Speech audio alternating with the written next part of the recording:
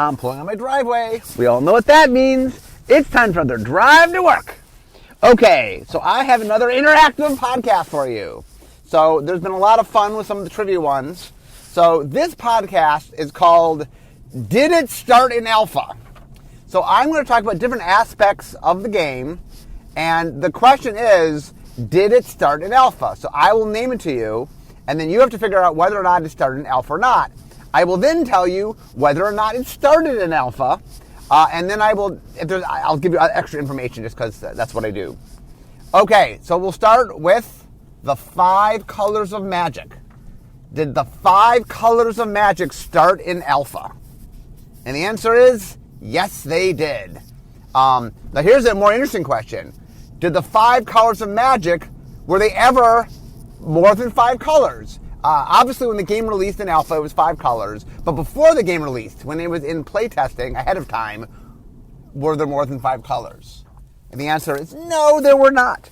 So the story goes, Richard Garfield and his friend Mike Davis traveled to, I guess they traveled to Portland, actually, now that I know the story a little better, to pitch to Peter Adkison, who was the CEO of Wizards at the time, their game Robo Rally.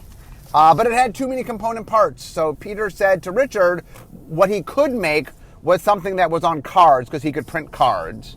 Richard had the idea of a trading card game. And what he did is he took an existing game he had that he called 5 Colors, and he adapted it from a more traditional card game into a trading card game. So, from the best I understand, the 5 colors were the 5 colors you know as magic. So, from the very beginning of him sort of making magic, I believe it was 5 colors. I know it was 5 colors. I believe it was those 5 colors. So, I don't think the colors ever changed. I think from the very beginning, it's possible early on when he was making 5 colors before magic ever made anything, maybe he experimented with different colors. But as far as for Magic's whole life, including the very beginning, those were the 5 colors that it used. Okay, next, the mana symbols. Do the mana symbols go all the way back to alpha? And this one is yes, with a little asterisk. All 5 mana symbols showed up in alpha, but one of them has been changed since alpha. In fact, it got changed right before Ice Age, so back in 94. So one of the symbols, it just got cleaned up. It still was what it was. Which mana symbol of the 5 actually changed a little tiny bit since alpha? And the answer is the white mana symbol. So it always was the sun, just they cleaned it up and changed a little bit. So the mana symbols were made by Chris Rush and Jesper Mirfors. Jesper was the original art director, and Chris did a lot of the initial graphic design. And so the symbols were always the symbols. The mana symbols go all the way back to the beginning of the game. But like I said, they cleaned up the white mana symbol. Okay, the mana cost as we know it. The idea that it's a generic mana cost than colored mana cost. Was that always the way that it's been written? Yes, since alpha, but no, not all the time since the game's been made. So yes, it was an alpha, so if you said yes for alpha, that's correct. But in playtesting, prior to alpha, the mana cost was actually written differently. Okay, so let's take Prodigal Sorcerer. So Prodigal Sorcerer costs 2 generic mana and 1 blue mana. In pre-playtesting, when they were before the game came out, the way the the mana cost originally worked was there would be a number. So let's say Prodigal Sorcerer. It would say 3, and then it would say a blue. And what that meant was this costs 3 mana, one of which must be blue. So for example, Crawworm, which costs 4 green, would have said 6 green. It must cost 6 mana total, 2 of which had to be green. What they found was it was a little confusing because it kind of double counted things. And so they realized it was easier if they just told you how much generic mana and how much colored mana. Now, another interesting thing is, I think if we had to do it all over again, we would put the colored mana first and the generic mana second. It is how most people talk about it. I spent a lot of time trying to get people to talk about mana costs in the order that we write them, and they just don't want to, which tells me that intuitively, because the colored mana is more important, it wants to come first. And really the issue there is that I think because the way he wrote it originally, when he changed it, because originally it was colored mana, meaning all of the mana. So I think when he changed it, like, that's why the generic mana comes first, just because of the nature of how it used to be written. But anyway, if we had to do it again, I think we would do the colored mana first. Okay, the font in the name of the cards, does that go back to alpha? It does not. The current font we use in names is called Beleren, named after Jace Beleren. And Jace Beleren didn't show up till Lorwyn, so that should be a clue that this doesn't go back to alpha. I believe the original font was called Medieval Gaudi, I think it's what it was called. It was hard to read.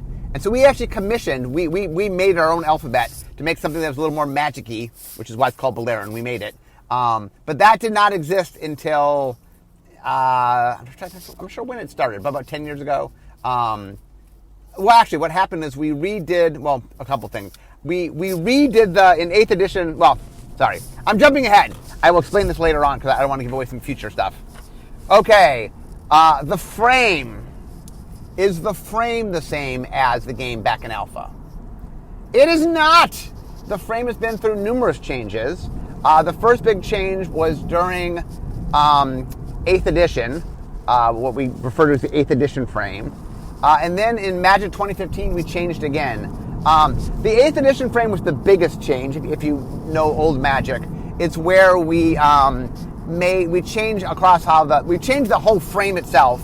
If you go back to alpha, the colors used to have text boxes that were like the green one was wood, the red one I think was meat, the white one was lace, black one was some sort of bubbling thing, and blue was water, I believe. But anyway, we revamped in 8th edition, changed the frames, changed the backgrounds, and redid like the size of the art box and redid the lines that text goes on. It used to be, for example, pre 8th edition, that the words were written in white, and now we write them in black against a lighter background. There's now bars. I mean, there were similar spots, but the positioning is similar. Where things lie hasn't fundamentally changed. The name's the upper left-hand corner. The mana cost is upper right-hand corner. I mean, the orientation of stuff, but the size of things and what it looked like has changed over the years. The Magic 2015 change, the biggest thing about that was it added the black bar at the bottom that has the information, the written information, and we added the security stamp for rare and mythic rares. That got added during Magic 2015 change. Okay, the card types. So Magic has 7 card types. Do those go back to alpha? And the answer is no. Well, the answer is 6 of them do. 1 of them does not. So what is the card type that does not go back to alpha? And the answer is Planeswalker. So land, creature, artifact, enchantment, instant, and sorcery all go back to alpha. Alpha did have 7 card types, one of which went away. Okay, so what was the card type that, Planeswalker didn't exist till Lorwyn. We hinted at it in Future Sight, but it didn't exist till Lorwyn. What was the 7th card type when the game began? And that was Interrupt. So Interrupt, before 6th edition rule changes, the stack did not exist. And the way the early rules worked was you could respond to instants with other instants, but you couldn't respond to an interrupt with an instant. You could only respond to interrupts with interrupts. And counter spells usually were interrupts. So it allowed you to counter something without them being able to play other spells in response other than other counter spells. The interrupt went away with the 6th edition rules. Okay, power and toughness. Does power and toughness go all the way back to alpha, written on the card? And the answer is, it does. Yes, power toughness goes all the way back. We've definitely messed around a lot with how we show it and how we represent variables and stuff. That has changed over the time. But the actual just having power toughness, that goes all the way back. Okay, so let's get into into the text box now. So I'm going to talk about some evergreen abilities, and you tell me whether it goes. So this is a two-parter. I will say the ability, and you have to say whether the keyword goes back to alpha and whether the ability goes back to alpha. Okay, we'll start with flying. Does the keyword go back to alpha? Does the ability go back to alpha? So, yes, the keyword goes back to alpha, which inherently means, of course, the ability went back to alpha. Yes, flying was in alpha. Okay, lifelink. Does the keyword go back to alpha? And does the ability go back to alpha? And the answer is no and no. So the first thing that had a lifelink-like ability was a card called El Hajjaj in Arabian Nights, which was the first expansion. So it goes back quite a ways. It was a black card, by the way, interestingly. And then in Legends, there was a card called Spirit Link, which is kind of what got this ability popular. Now, Spirit Link is not 100% lifelink. It's a little bit different. For example, if you put Spirit Link on your opponent's creature, you gain the life, they didn't gain the life. Or if I put Life Link on my opponent's creature, they would gain the life. But it was similar in the sense that it turned damage into life.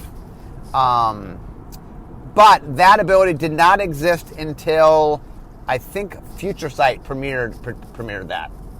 Okay, Vigilance. Does the keyword go back to alpha? Does the ability go back to alpha? Okay, so no, the keyword does not go back to alpha.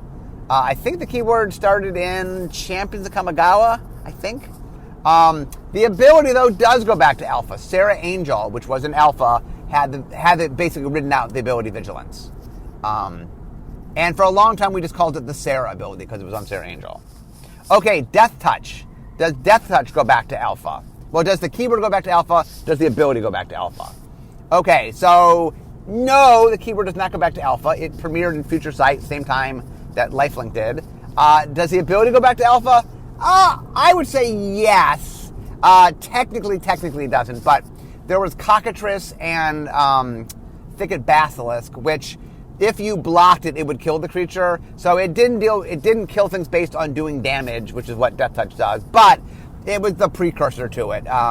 It definitely was the idea of you get in a fight with me and you die. It was the general premise. So I would say yes with an asterisk, that the ability, but the keyword did not. Okay, First Strike. Does First Strike the keyword and the ability? Yes, the keyword, obviously, and yes, the ability. First Strike was in alpha. There were, I think it was mostly in white, although there was one rare green card that had First Strike. And Black Knights. It was also in black. It was in white and black originally. Now it's a white or red ability. But okay, Double Strike. Does Double Strike go back to alpha? First off, the name and the ability. No and no. So Double Strike came about when the very first You Make the Card. Mr. Baby Cakes, Forgotten Ancient was his actual name. Mr. Baby Cakes was his design name. When we asked people to submit abilities for it, one of the abilities submitted was Double Strike. It might have even been called Double Strike.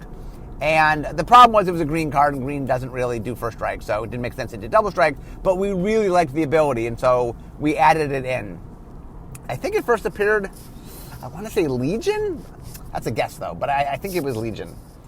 Legions. Not Legends, by the way, Legions, which is the middle set in the Onslaught block.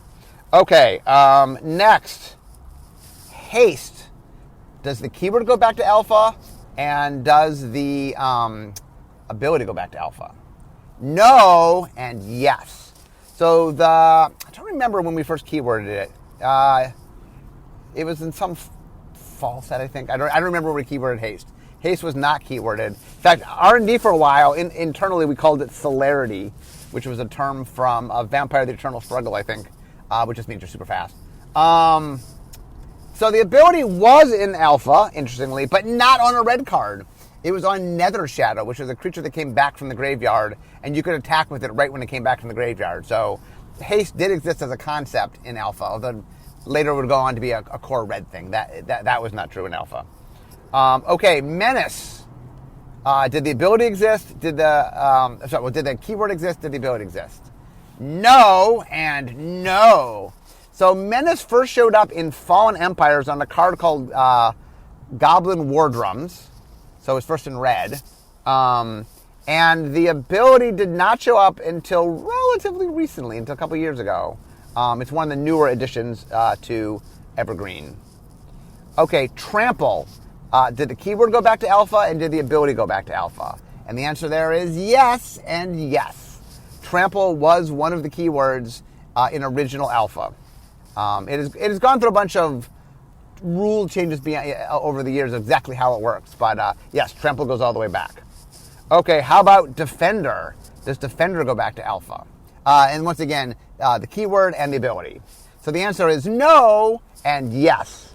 So all the walls in alpha, wall of stone, there are a bunch of different walls, all the wall of swords, all the walls in alpha had a creature type wall, and when the game began, the creature type wall just meant that it couldn't attack. That being creature type wall meant that you essentially had defender. We didn't name it at the time. It just was a quality of walls. And so one of the things that we did was we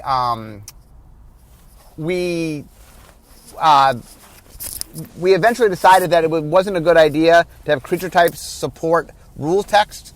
And the reason we decided that was there were cards that let you change things, to change creature types, and we didn't want you to be able to grant defender to things by changing the creature type. So we took that off. And then in order to do that, what we did was we made a creature keyword, and then one for one, all walls have defender, but we had to put that on. So we did put that on. So defender itself, the ability does go back to alpha, but the keyword does not.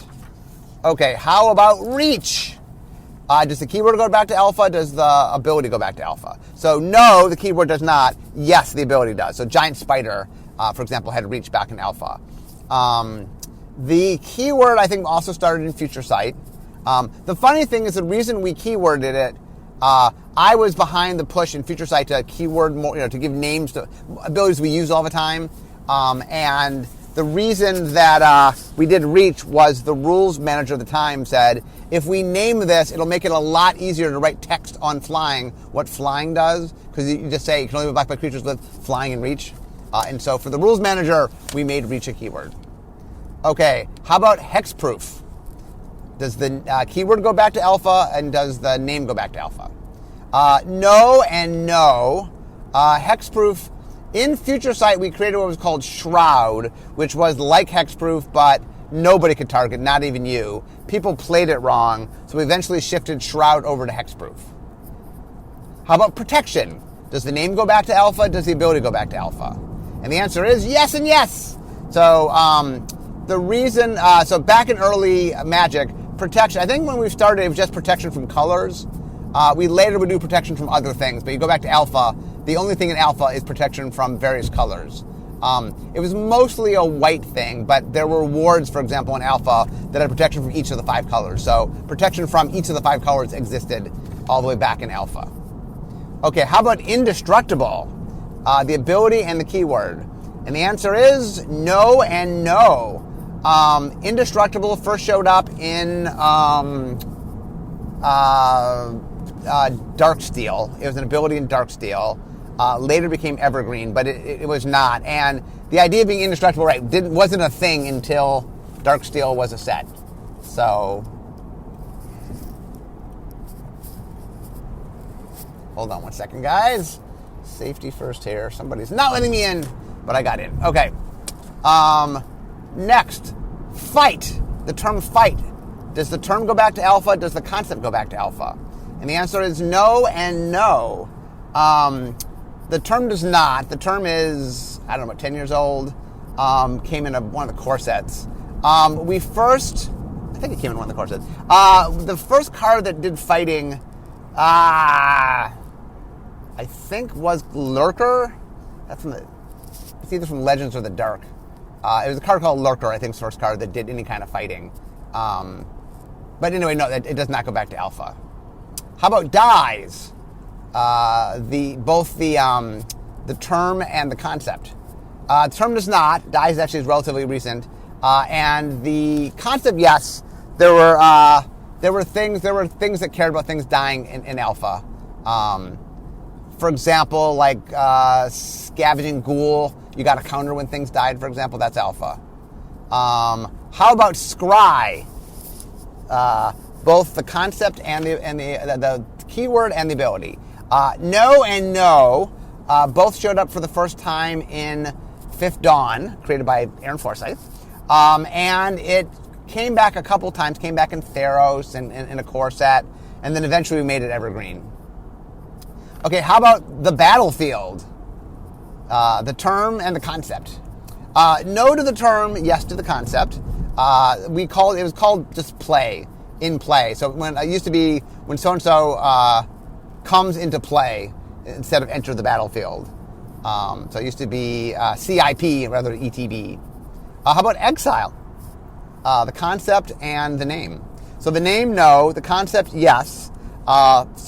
Swords to Plowshares was an alpha, and that, I think in the beginning we just said removed from the game.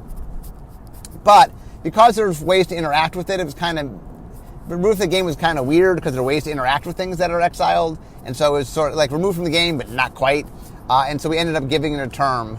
I think the same time we did Battlefield, but we did Exile, which I think is Magic 2015, I think. That's a guess, though. Okay, how about the tap symbol? Does the tap symbol go all the way back to Alpha? And the answer is, the tap symbol itself and the concept. So the tap symbol itself, no. The concept, yes.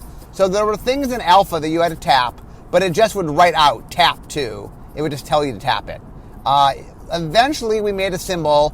Originally, it was a T, and then we realized we had languages that we translated into where tap wasn't a T. So it then changed to a symbol that had a little card on it, and then eventually it changed to the arrow that we have now.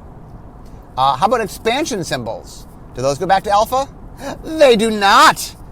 Expansion symbols, to be fair, Alpha, the first expansion did have an expansion symbol. So technically it did not go back to Alpha, but that's only Alpha wasn't an expansion, so it did an expansion symbol. So that's a tricky one. If you said yes, the very first expansion, Arabian Nights, did have an expansion symbol.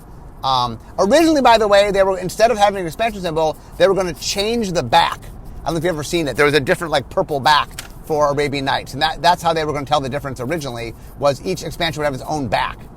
They realized that was a bad idea. But last minute, they changed it. So the solution to tell you that this was from an expansion was to make a symbol. It was a little scimitar on Arabian Nights. Okay, how about rarity? Rarity symbols. The black, silver, gold, and then, I don't know, flame color, whatever mythic rare is. Okay, so, no. Rarity symbols started in, I want to say Weatherlight. It was either, I think it was Weatherlight. It was either Tempest Block or Urza Block. I think it was Tempest Block, the end of Tempest Block. I think is where rarity symbol started. Okay, how about the 4 rarities? Did the 4 rarities start in Alpha? No, they did not. 3 of the rarities did. Common, uncommon, and rare did, but mythic rare did not start until, when did it start? Shards of Alara, I want to say. I think it's Shards of Alara. I believe it's Shards of Alara. Okay, how about collector numbers? The collector numbers start in Alpha. They did not. Collector numbers started in, I think, the same time that rarity started. So I'm thinking in Tempest Block. I think Weatherlight. It might be Urza Block, but right around there. Okay, did flavor text exist in Alpha? It did. One of the things we used to do with flavor text is sometimes we use real-world flavor text. We've sort of moved away from that. All our flavor text now is in-world, but flavor text does go back to Alpha. How about legal text? Technically, yes, we have copyright-type stuff there, although we've expanded a lot on how we do our legal text, but yes, technically there's a little bit of legal text. Funny thing, on the back of the Magic card, I think it has a trademark on the back. Okay, so the card back, does the card back go back to Alpha? It does. So let me explain the story. There's a trademark on the back of a TM trademark, which is like the simplest trademark. We now have a registered trademark. But at the time we made the game, that was what we had, so that's what we put on the back of the card, and we have since updated it. So you'll see the registered trademark on the front of the card, but the back of the card, which doesn't change, has the old trademark. Okay, so now we get into, go beyond just the elements of a card. Does the idea of a 60-card deck go back to Alpha? It does not. Originally, the rules of Alpha were you had a 40-card deck, not a 60-card deck. How about the 4 of card restriction? No! Original Alpha, you could put as many cards as you want in your deck. It's why Plague Rats doesn't say you can have as many as you want. Because at the time, you could have as many as you want. It would have said that had we had the rules at the time. It was Richard's intent you could play as many as you want. But at the time he made it, you could just do that. So both the 60-card deck restriction and the 4 restriction came about when the DCI was first formed. Originally, the Duelist Convocation International. And the DCI solidified some stuff, and one of the things it did was it made a... so here's another thing. Does ban restricted lists go back to alpha? It does not. It started at the same time here. The ban restricted started when the DCI started. So they made 60-card deck the norm for constructed, 40 card for limited. Obviously, there's other formats like Commander that now have more than 60. And they made the 4 rule for how many you could have of a card other than basic land. And they made the very first banned and restricted lists. How about standard? Does standard go back to alpha? It does not. How about limited? How about like sealed? Does it go back to alpha? It was not. I would say no in the sense that Wizard did not push it at all. Yes, the people that made Magic, the playtesters, were playing with limited formats before Magic came out, so the idea was there, but Wizards did not push it at the time of alpha. It was not really until around Ice Age that Wizards started pushing the concept of sealed. And the idea of draft didn't really happen until the Pro Tour. Once again, people informally did drafts, like the playtesters had done some drafts. But as far as Wizards pushing it as a thing, or us design, like the first set designed to be drafted was Mirage, for example. So anyway, formats did not exist when Alpha came out. When Alpha came out, you just could play the card. There was the format of Magic. You could just play all the cards. And then what happened was, about a year and a half in, they decided that they would start rotating cards and made 2 formats. One which they called Type 1, which was kind of the existing format, what we now call Vintage, play whatever you want. And then Type 2 was essentially what we now call Standard, which is roughly the last 2 years worth of cards. So Standard started relatively early. I think it started back in 94, 95, but it did not start in Alpha. Okay, 15 card boosters. Does that go back to Alpha? It does! Alpha was a 15 card booster, but small sets used to be 8 card boosters, and then eventually we decided that just all Magic product were 15 card boosters. We've had many exceptions over the years, but now the default is a 15 card booster. But Alpha was a 15 card booster, so that does go back to Alpha. Okay, how about ad cards? No, ad cards were relatively new. How about token cards? Well, if you listen to my token podcast, you know, no! Token cards, the very first token cards, the first ones we made showed up in Unglued. There were some external sources that had made stuff that kind of inspired Unglued to do it. But it was not till the ad cards were a thing that we started regularly putting token cards into boosters. We had put token cards into some boxed product before, but as far as putting them in boosters, that didn't happen until ad cards were a thing. Okay, how about basic lands in boosters? Having a basic land in every booster. So that is kind of, but not exactly. Alpha did not guarantee you lands in boosters, but they put lands on the sheets at a high enough rarity, and on all sheets too, common, uncommon, and rare, that you tended to get land. In fact, you tended to get a number of land in your booster. It was not guaranteed. You could, in fact, open a booster in Alpha and not get a land. But you most often got a land. Often, most of the time, you got multiple lands. And you even, in your rare slot, could get a Rand. It was an island if you got that, which was kind of sucky, but that could happen. How about having a rare per booster? Does that go back to Alpha? It does. Even back in Alpha, you always had a rare per booster. Original Alpha, because the lands were mixed into things, you got, I think the way it worked was, you got 11 commons, 3 uncommons, and a mythic rare, and a rare. Mythic rare didn't exist yet. But in Alpha, you did get a rare in every pack. Okay, how about multicolor? Does multicolor go all the way back to Alpha? It does not. Multicolor goes back to Legends. Legends was the first set to have multicolor. Before that, there was not. Okay. Does Legendary go back to Alpha? No, it does not. It was also premiered in Legends. And at the time when it premiered, interestingly, Legendary was used on permanents, on enchantments and lands and stuff. But on creatures, it was a creature type and not a super type. So remember I talked about how walls had baggage?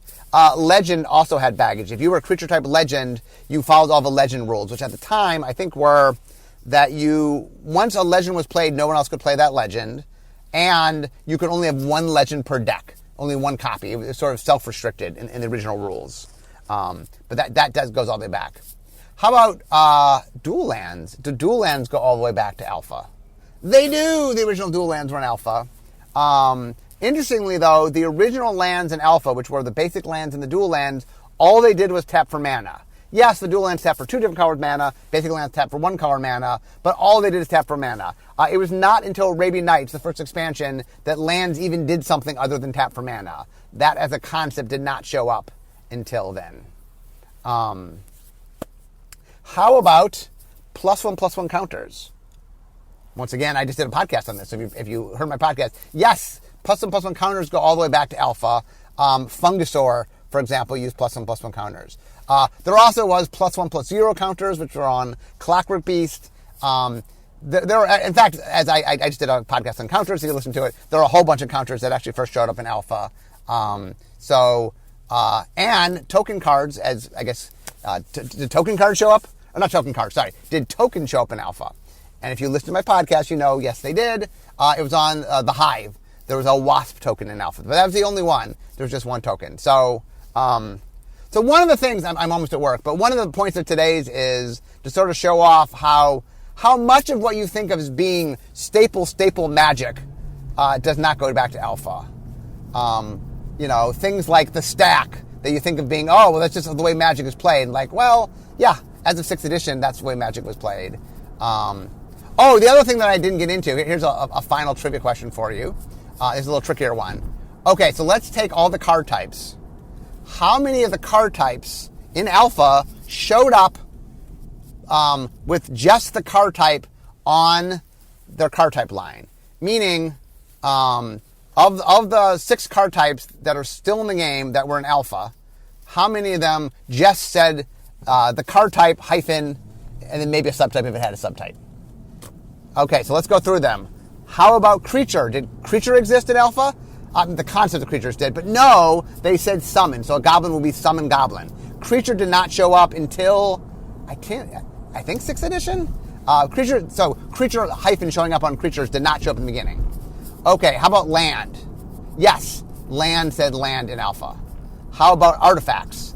Well, technically there were a few cards that just said artifacts. Most of the artifacts, there were mono artifacts and poly artifacts and continuous artifacts and artifact creatures. Artifacts had another type with it that described what it did. For example, mono artifact meant it tapped. It didn't have a tap symbol on it. It just told you can only use it once. How about enchantments? Kind of. Global enchantments just said enchantments, but if it was a local enchantment, it was an aura of some kind, it said enchant whatever it was enchanting. Enchant creature, enchant land. So it didn't say enchantment on it. How about instants? Yes, they said instant on it. How about sorceries? Yes, they said sorcery on it. So only land, instant, and sorcery just said their type. Artifacts, enchantments, and creatures all were a little different from how we ended up doing them later. So anyway, I hope you guys enjoyed today's podcast. It was definitely trying to demonstrate how a lot has changed in Magic over the last 27 years. It is not, there were things that were there from the beginning. A bunch of things I said today were there from the very beginning, but a lot of stuff wasn't. And the other interesting thing is some things were conceptually there, but weren't named for a while. So anyway, I hope you guys found today's history podcast interesting. And for what I found from my top 50 is you guys like the interactive one. So I'm trying to do more interactive podcasts. So hopefully you enjoyed that. But anyway, I'm now at work. So we all know what that means. It means it's the end of my drive to work. So instead of talking magic, it's time for me to be making magic. I'll see you guys next time.